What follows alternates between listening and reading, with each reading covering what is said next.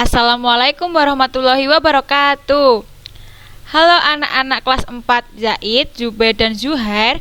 Perkenalkan, saya Usbila. Nah, Usbila hari ini akan menerangkan tentang mata pelajaran IPA dengan materi gaya.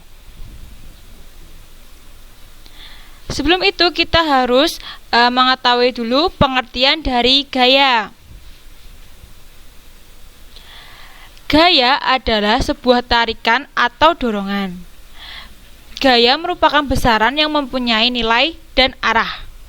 Satuan dari gaya adalah Newton yang dilambangkan dengan N, gitu.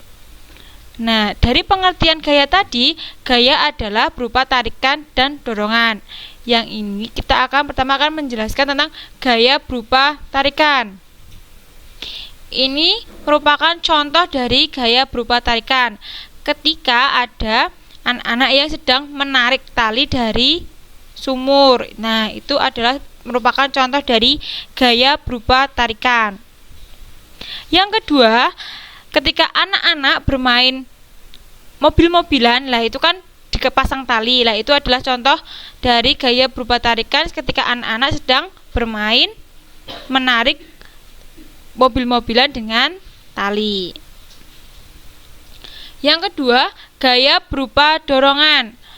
Ini merupakan contoh dari gaya berupa dorongan ketika ada dua orang anak sedang mendorong atau memindahkan meja dengan cara mendorong meja ke depan. Itu disebut dorongan. Nah, ini adalah contoh yang kedua. Dorongan mengakibatkan mobil bergerak. Ketika mobil mogok, ada siswa yang membantu mendorong mobil supaya mobil bergerak ke depan, seperti itu. Yang kedua, kita akan belajar tentang pengaruh gaya terhadap gerak. Yang pertama, gaya dapat menggerakkan benda yang diam. Kemudian, gaya dapat mempercepat gerakan benda. Yang ketiga, gaya dapat memperlambat gerakan. Kemudian macam-macam gaya. Yang pertama kita akan belajar gaya gesek. Manfaat dari gaya gesek, yang pertama tidak akan tergelincir jika sepatu bola diberi pul. Yang kedua dapat mengerem sepeda. Ketiga, permukaan ban dibuat beraturan agar tidak mudah tergelincir. Kemudian, gaya gesek juga ada kerugiannya. Kerugiannya yang pertama dapat menghambat gerakan, yang kedua mengikis permukaan. Nah, ini adalah contoh dari gaya gesek. Yang kedua adalah gaya gravitasi. Manfaat dari gaya gravitasi, yang pertama, benda di bumi tidak terlempar di luar angkasa. Yang kedua, manusia dapat berjalan di atas tanah. Yang ketiga, air laut tidak tumpah.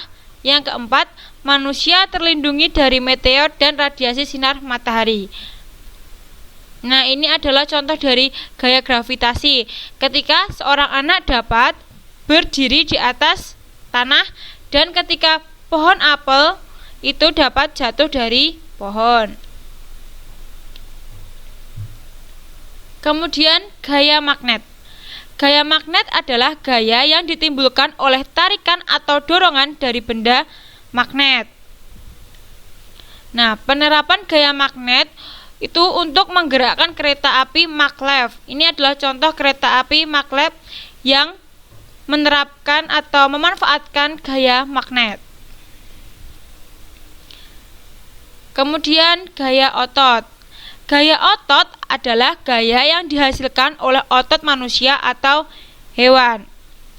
Nah, gaya otot itu bisa kita lihat ketika kita sedang berolahraga. Kita menggunakan otot kita supaya dapat menggiring bola, dapat menangkis bengkok seperti itu. Kemudian gaya listrik. Gaya listrik adalah gaya yang ditimbulkan oleh muatan listrik. Listrik memiliki dua muatan, yaitu positif dan negatif.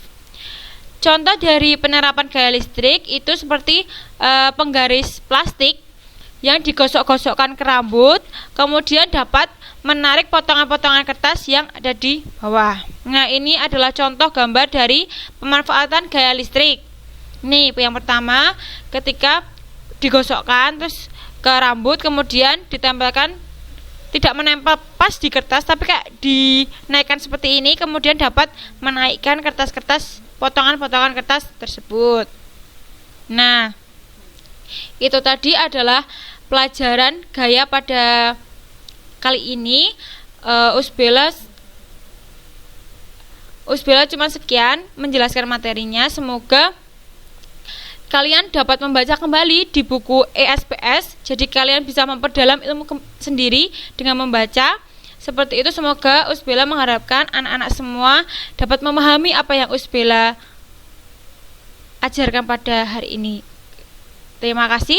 Wassalamualaikum warahmatullahi wabarakatuh.